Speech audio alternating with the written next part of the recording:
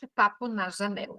Bate-papo na janela, bate-papo na janela, bate-papo na janela, bate-papo na janela, bate-papo na janela.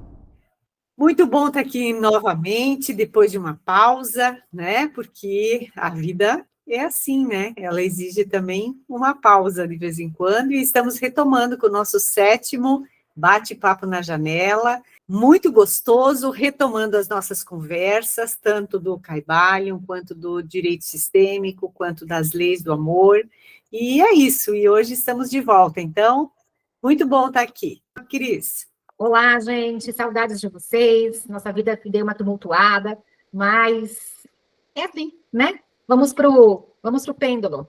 Uma hora para cá e outra hora para lá. Então, eu estou feliz aqui de mais um encontro. E vamos ver qual a pauta que vai aparecer hoje. E, Chico, tava com saudades de você. E você está com uma cara ótima hoje. Muito obrigado. É um prazer estar de volta com vocês. 7º bate-papo na janela. Ó, 7º bate-papo na janela, hein? Um tempinho. Depois de uma pausinha aí. Agora vamos começar tudo de novo, com a mesma alegria, aprendendo, sempre aprendendo. Vamos começar. Muito bom. Então, o que nos motivou desde o princípio a fazer essa conversa é não manter aquilo que a gente estudou, aquilo que nos interessa, aquilo que nos chama atenção, só conosco, né? Porque a gente gosta muito de conversar, gosta muito de trocar, e com certeza vem nos acompanhar nos bate-papos quem tem esse interesse como nós. E a bola, né, o movimento propulsor foi o nosso trabalho, né, o nosso trabalho do direito sistêmico, a nossa conclusão, onde a gente fez essa relação das leis do amor com o Caibalion. E talvez hoje a gente, com mais consciência de todos os processos, tenha sentido e tenha visto de forma mais intensa isso tudo na vida, no cotidiano, né? A parte do direito sistêmico, que é o olhar para o conflito, para aquilo que está além do conflito, né? Onde a gente, muito mais do que a constelação em si, que é o acesso ao campo, mas a percepção dos movimentos que estão por trás de cada conflito, né? E o que isso faz a gente poder trabalhar no rumo da harmonização, né? Então, a experiência, a prática, a visão mais ampla disso tudo é o que traz para o nosso movimento e para o nosso bate-papo, né? Eu acho que a Cris tem bastante a acrescentar, que a Cris também tem vivenciado bastante isso no meio empresarial, toda essa parte do movimento em si, né? Que são as posturas que estão muito além do movimento da constelação em si, né? É isso, Cris. Já adiantando nossa conversa, aquilo acho que também o que interessa muito para nosso estudo de caso, a última constelação que nós fizemos, acho que foi a última constelação de um conjunto de processos que nós tínhamos, né, na área de família. E essa semana nós estamos tendo, ainda não finalizou, mas estamos tendo uma ótima notícia. Opa.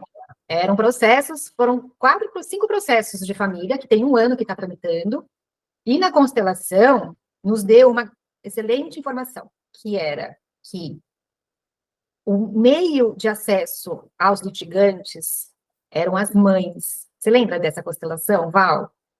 Era um processo meu, que eu estava, inclusive, atuando com a Cláudia, eu chamei a Cláudia para atuar comigo. E nessa constelação, a indicação era essa, que o meio de acesso aos litigantes eram as mães deles. E aconteceu exatamente o que foi revelado. Então, a partir dessa informação, no momento oportuno, eu tive uma conversa com um dos litigantes, que é o nosso cliente, e eu sugeri. E aí ele abraçou a ideia e deu sequência com esse acesso dos genitores. Demorou um tempo, ainda estamos em tratativas, mas com uma possibilidade de conclusão muito expressiva. E na constelação, tem um menor. E evidenciou-se que, ao longo do processo, eu estaria mais disponível para olhar esse menor. E essa semana, na semana passada, nós tivemos uma conversa, uma reunião, e se revelou exatamente isso, que eu fiquei muito impactada com a postura deles de litigância, esquecendo que existe um menor aqui a proteger. E aí eu fui até um pouco mais agressiva, lembrando de que quem tem que ser protegido era o menor. E caiu foi como se fosse um susto para eles, para o meu cliente em especial. Um susto, assim, porque você vai numa emoção, você vai numa condição de que você acha que está fazendo de um jeito e esquece o motivo daquilo tudo. E ele ficou muito comovido, emocionado, porque ele conseguiu enxergar isso. Ele até verbalizou coisas muito duras, e aí ele se ouviu falando. E quando ele se ouve falando, ele percebe o quanto que ele estava cego. E aí foi esse momento que os nós começaram a se desfazer. Que lindo. Foi muito interessante, na segunda-feira tivemos uma audiência, essa audiência, pegamos um juiz muito bom para compor tudo isso, mas foi o início de uma conversa respeitosa, depois de muito tempo sem conversar. Então, nós temos aí alguns passos ainda a seguir, mas com um avanço extraordinário. E quando que a gente, como advogado tradicional, vai provocar uma conversa com o juiz? Nunca. Então, a partir da informação da própria da constelação, a gente teve esse elemento. E, na oportunidade certa, eu falei, é agora. E, simplesmente, as coisas começaram a andar. Lógico, no tempo que não foi o tempo que eu queria, nem que todo mundo queria, mas foi desse empurrãozinho, as coisas começaram a caminhar, achamos algumas conexões e algumas possibilidades de aproximação. E agora, se tudo der certo, acho que até semana que vem, estaremos com tudo assinado e 4 processos realizados e finalizados. E com um peso muito menor, porque são 2 pessoas que não se falavam e que estão se falando agora. Eu acho que é muito, muito lindo, é muito mágico. Então, eu estou dando aqui informação de fresquinha. Tomara que tudo dê certo, aí depois a gente dá a sequência para ver se a gente conseguiu concluir isso de uma forma mais saudável, né? Uhum. É muito interessante isso para quem está chegando a recém na questão do direito sistêmico, né?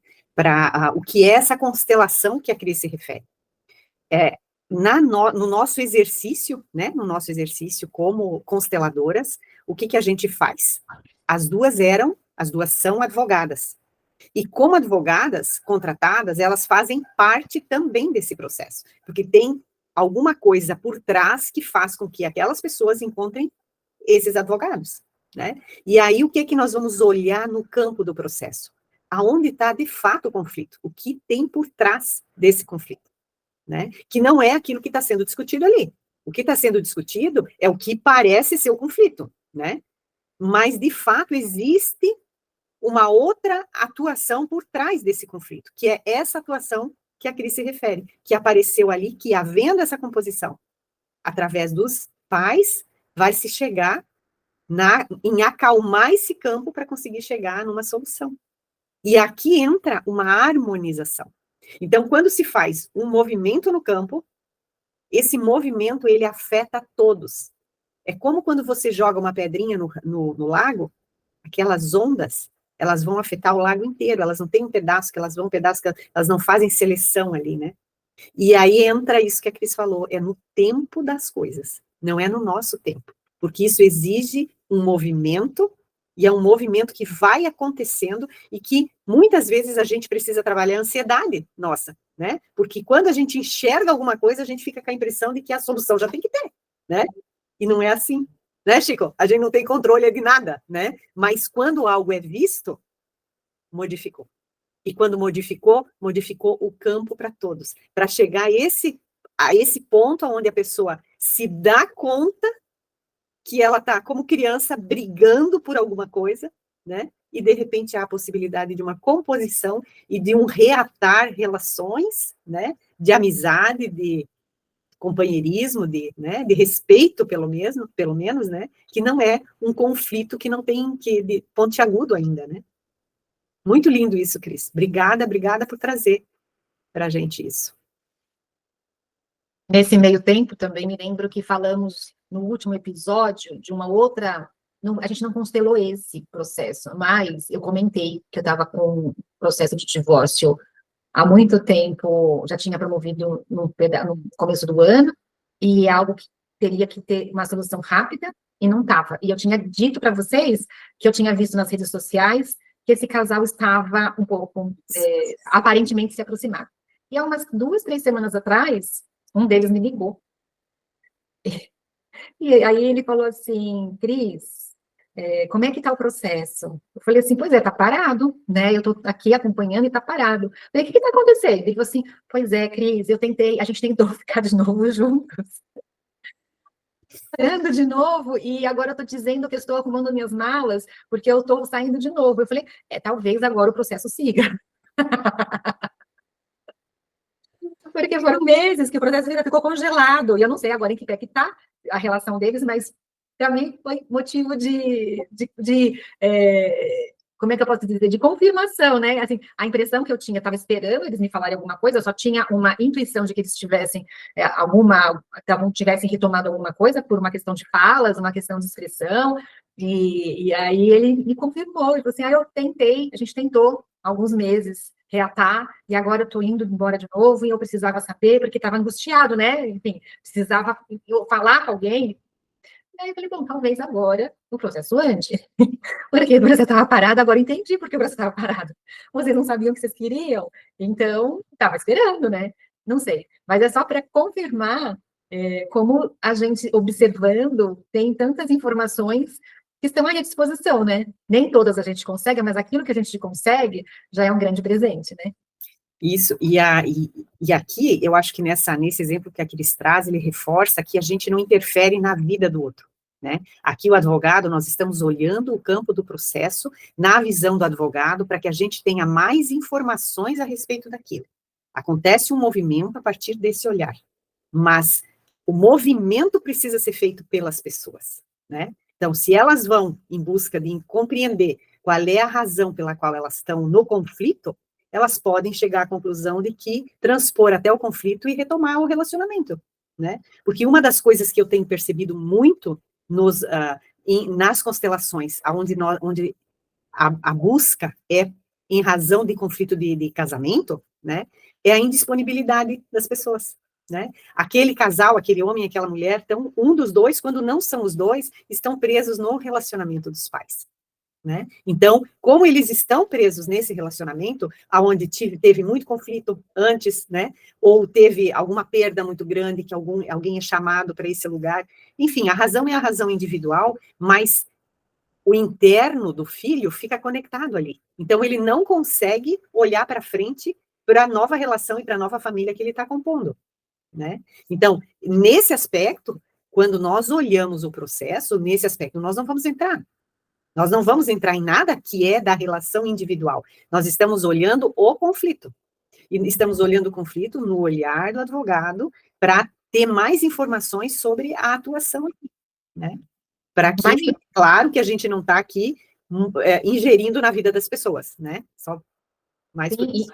E o quanto importante, quando a gente olha para o campo, olha para as relações, através das nossas atuações, porque muitas delas, nós estamos capturados, né? Nós estamos emaranhados. Então, é uma forma da gente também saber se somos instrumentos de ajuda ou para atrapalhar, porque muitas vezes nós podemos atrapalhar a relação quando estamos no meio de conflito, quando estamos nos sentindo os poderosos e os salvadores, os heróis e as heroínas, daquilo que não se tem nada para salvar, e a gente poder também ter elementos para saber, eu tô aqui para ajudar ou eu tô aqui para atrapalhar?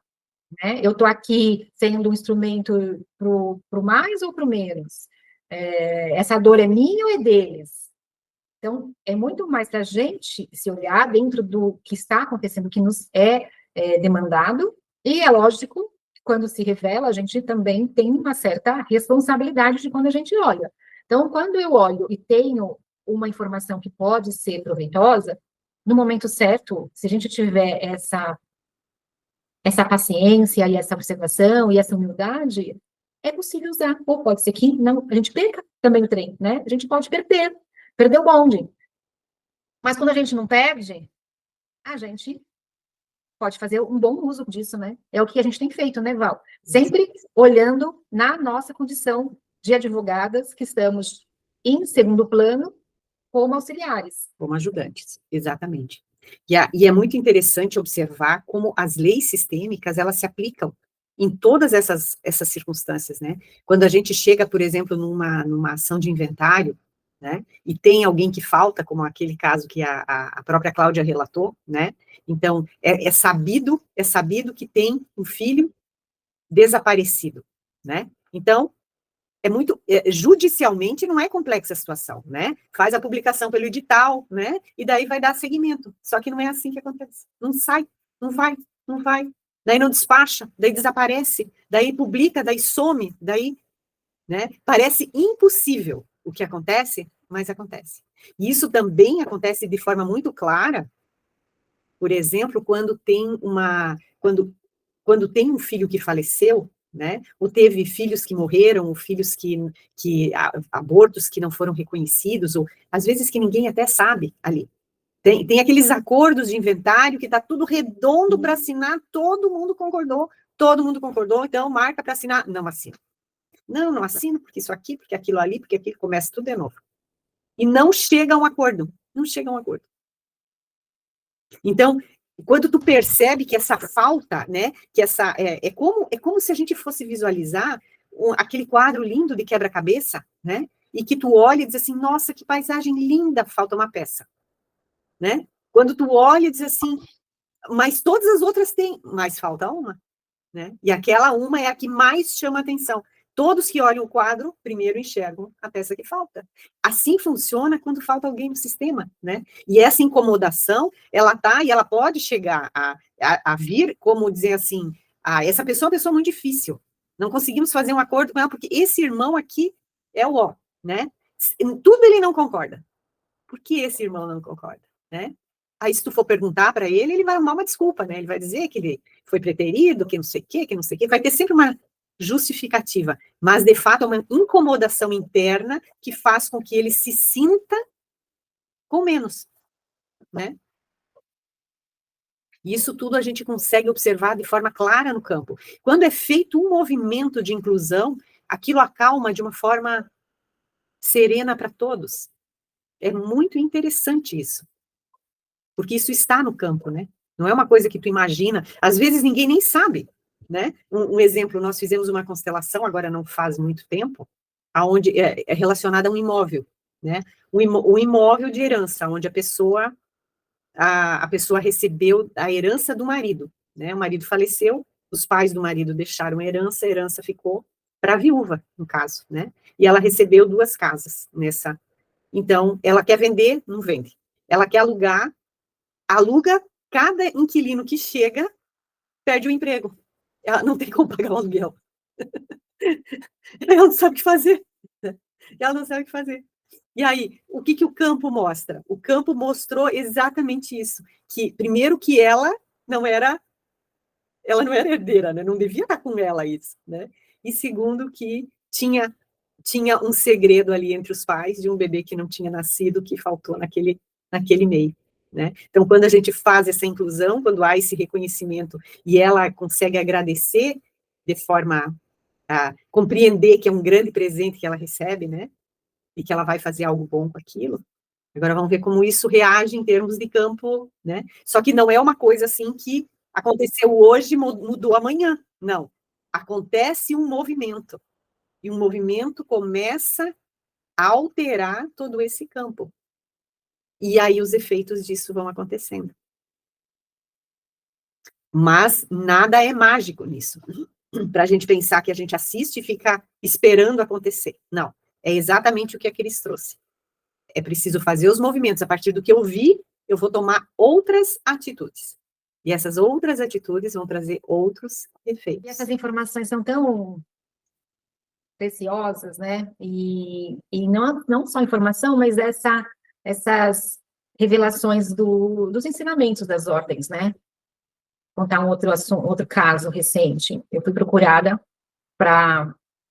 por uma pessoa que foi demitida e ela está remissiva do câncer, né? Ela está naquela fase que terminou o tratamento, ela está ainda indo, né, buscando para ver se volta o câncer, então ela está bastante atenta a isso e fazendo os exames com muita frequência, e está muito vulnerável ainda do próprio tratamento, porque foi um câncer agressivo, então fica aí reverberando a quimio e rádio, então teu corpo ainda sofre muitas consequências disso, e ela foi demitida. E ela me procurou, alguém indicou, uma pessoa muito, muito pouco provável que indicasse, daí indicou, e ela me procurou, e eu estava no meio do furacão com a minha mãe, câncer, né, com câncer. E aí, quando ela me procurou, eu falei, eu não posso, eu não estou conseguindo, né? Vai ser muito duro para mim, muito difícil para mim pegar o seu assunto, porque era pesado, era muito sofrido dela, ela tinha que fazer vários exames e algumas intercorrências, e estava sem plano de saúde, porque foi logo em seguida, né? Ela estava sem plano, ela falou, Cris, eu tenho que fazer outros exames agora, eu vou ter que me internar, eu estou sem plano de saúde, eles me tiraram. Eu falei, eu não consigo, emocionalmente eu não estou conseguindo, eu estou com a minha mãe no hospital, né? E ela está com essa mesma doença, eu não consigo. Ela, mas por favor, né, enfim. Eu falei, não, eu não consigo resistir. E aí, como ela não voltou atrás, eu falei, bom, então eu preciso pegar. Eu não a convenci de procurar outra pessoa, porque era muito mais fácil ela pegar qualquer outro advogado, né? Aí eu acabei aceitando. Na verdade, foi para montar ação, não é complicado e tudo mais. A gente conseguiu um êxito de uma liminar, que na trabalhista tem resistência trabalhista, né? A Justiça do Trabalho para dar liminar. Nesse caso, eles deram liminar. Ela já foi reintegrada no trabalho, voltou com o convênio médico, e nós tivemos audiência faz uma semana. Para mim foi muito difícil. Mesmo com conhecimento, sabendo que eu precisava estar isenta, que eu precisaria estar centrada no assunto, que eu precisaria estar esvaziada dos julgamentos. Foi muita dificuldade eu senti, porque a empresa, obviamente, resistiu muito, a gente vai ter um julgamento, mas eu fazia alguns pedidos, porque ela estava com dificuldade, inclusive, de ir até o local, né? Porque tem a promoção da ação, então existe já um ambiente mais hostil, e ela também está mais debilitada fisicamente, e aí a gente fazia o pedido, por favor, deixa ela trabalhar em home office, né, já está tão complicado. Não, isso me trouxe uma raiva, que não era minha só, né,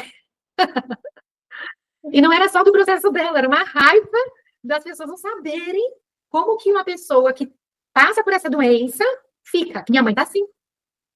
Então eu vi minha mãe do meu lado. Então, eu sabia, tecnicamente, eu sabia que eu estava capturada, que eu estava confusa, mas eu não estava dando conta de falar, não é tua mãe, não é tua mãe. Então, a gente não consegue, assim, eu não consigo, às vezes, fazer aquilo que é esperado, né? Eu fiquei impactada emocionalmente. Me trouxe uma consequência, não processual, porque ali eu mantive os limites de advogada, mas internamente eu fiquei muito mexida. Então, também é um preço que eu paguei por fazer algo que eventualmente não podia fazer, entendeu? E que, acima de tudo e antes de qualquer coisa, a gente é humano, né? A gente é humano. E aí, quando a gente vivencia, daí a gente sabe. É totalmente diferente de um conhecimento intelectual, né? Quando você sente, você vivencia, daí você sabe. E por isso que ela te procurou, né? Ela não devia saber que tu sabia do que se tratava, né? Porque ela não devia saber da tua história familiar, mas o campo sabia. Esse é o grande ponto. O campo sabe. E é isso que faz com que a gente acaba se aproximando, né? Tanto para uma coisa boa como para uma coisa ruim, né? Porque quando a gente está também numa frequência baixa, está mordendo todo mundo, a gente vai encontrar quem está no pé da briga, né? E daí, eu não sei o que acontece comigo, todo estacionamento do supermercado sempre encontra alguém que briga. Não sabe por quê. Desculpa, Cris. Nesse caso, eu sempre sou muito transparente. Nesse caso, eu fui mais, né? Porque ali eram muitas coisas envolvidas. E eu falei para ela, eu não posso, porque minha mãe está nessa condição. E além das questões de tempo, de dedicação, né, que existe aí um outro ingrediente, eu falei, eu estou envolvida emocionalmente. Mas aí ela responde o quê? Mas é ali mesmo que agora eu quero você. Porque você vai entender exatamente do que eu estou falando. Talvez outra pessoa não entenda o quanto que para mim está sendo difícil eu levantar, porque às vezes eu não consigo, que eu tenho ânsia de vômito, às vezes eu tenho diarreia, às vezes eu não tenho vontade de nem levantar da cama, porque a rádio aqui que fizeram isso, e talvez não entenda, você vai saber. Meu pai também, né? Ele teve câncer, 2. Então, é muito curioso, porque eu falei, eu não posso, você está entendendo que eu posso não ser a melhor advogada para você, porque eu não estou tão inteira quanto eu gostaria de estar? Ela falou, não tem problema, eu quero você.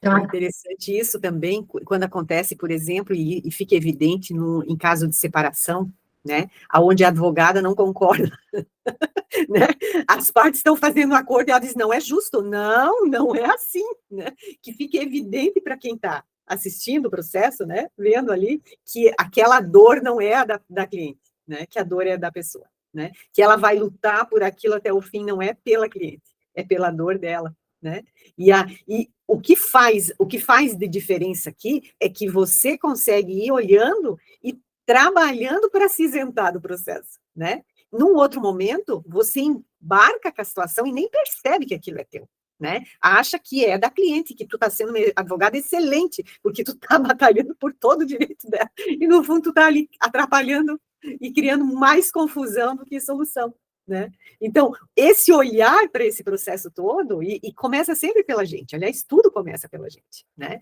Se a gente não estiver olhando para nós, a gente embarca, porque a vida de todos nós tem todo tipo de problema. Ninguém de nós vai dizer assim, vai aparecer um problema e a pessoa vai dizer assim, não, na minha família não, na minha família nunca teve isso. Não, na família de todos nós tem um pouquinho de cada coisa que tem na família de todos os outros também, né? A questão é onde a gente é capturado, né, Cris? Aonde dói mais, né? E isso faz com que, daí, às vezes, a gente tenha mais empatia, né? Acolha internamente melhor isso, e às vezes o movimento é o inverso. Aí você fica mais agressivo, né? Você fica mais violento, e daí morde de todo jeito, né? E não percebe também nesse processo. Acha que está sendo o cara com a espada que vai salvar, né? Salvar o mundo, é. O nosso lugar, qual é o nosso lugar, né? Isso é em todos os lugares que a gente tiver. Qual é o nosso lugar, né? Não é simples isso, identificar, e mais difícil ainda a gente conseguir ir, e daí mais difícil ainda ficar, né? Porque a gente está acostumado a uma forma que a gente nem nota que é fora do nosso lugar. É muito interessante esse processo de autoconhecimento. E quando vem aquela raiva, né, que você fala, da onde vem essa raiva? Fala, Chico. Chico, queremos te ouvir um pouquinho também, Chico. Eu tô aqui pensando nos casos todos aí, na função do advogado nessa história toda, porque o advogado acaba sendo um facilitador quando ele consegue ter a intuição para perceber as coisas e entender bem o campo. Só que, se ele não é uma pessoa sensível para poder, ele pode atrapalhar muito. Eu falei, como é que pode, né? É com o cara, que a Val acabou de falar. Pô, não tem nada a ver com o cliente, é com o advogado do negócio. Quer dizer, montou-se uma situação, tem toda uma história, o cara foi envolvido naquela história, que ele foi contratado, que é o ofício dele, e por conta desse ofício, ele vai lá com uma cabeça, com um vetor, e de repente é ele que é o motivo de tudo aquilo. E eu estava imaginando a história, estou escutando e estou desenhando aqui na minha cabeça a cara do advogado, o jeito, as histórias, as situações, as tramas. Isso daqui é uma grande novela, né? Uma grande novela que a gente, assim, você tem que abrir canais na sua cabeça de sensibilidade. Se você não tiver essa capacidade de escutar o que está muito baixo, que é o sensível, né?